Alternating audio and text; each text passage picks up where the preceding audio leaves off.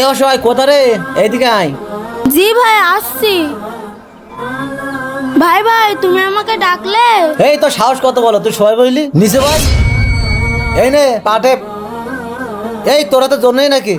হ্যাঁ এই যা এখান থেকে। এই সতলো এদিকে আয়। কি হলো ভাই? এই বাজার থেকে 200 টাকার মাছ কিনে নিয়ে আয়। আচ্ছা।